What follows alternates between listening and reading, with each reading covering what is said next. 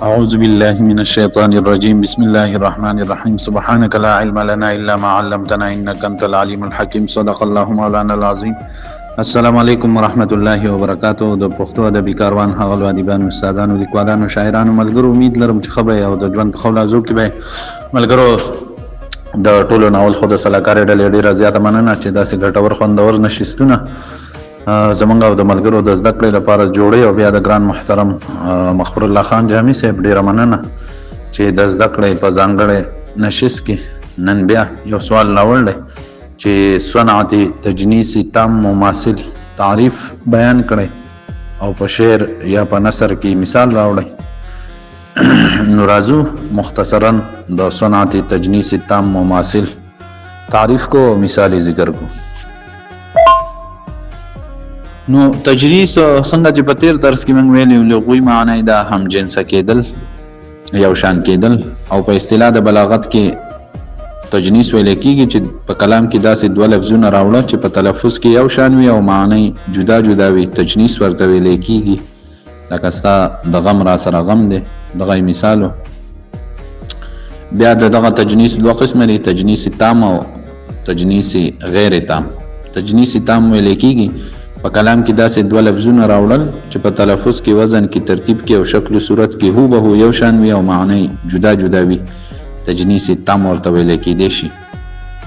لکه حمزه بابا چې په شعر کې موږ به مثال داسې راوړو. حمزه بابا یو شعر دی: حسن بېشکه چې بدل دی نشته ته که بدلیږي زه بدل نشم. نو دلته کې دا بدل په تلفظ کې وزن کې ترتیب کې شکل و صورت کې بعینه یو شانتی لیکن معنی د دواړو جدا جدا ده. اول بدل په معنی د ثانی کې دی چې حسن استا ثانی نشته. دا دویم بدل د بدلون په معنی کې دی ته که بدلیږي زه بدل نشم، یعنی ما کې بدلون نه نغی. نو دې ته ویل کېږي صنعت تجنیسی تام.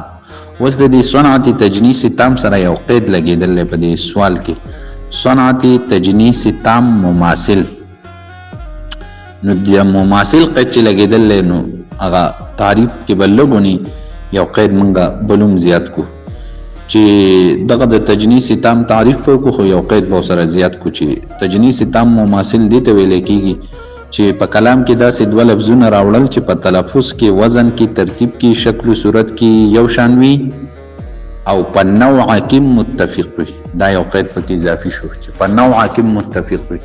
د دې مطلب دا دی په نوع کې متفق وي چې دواړه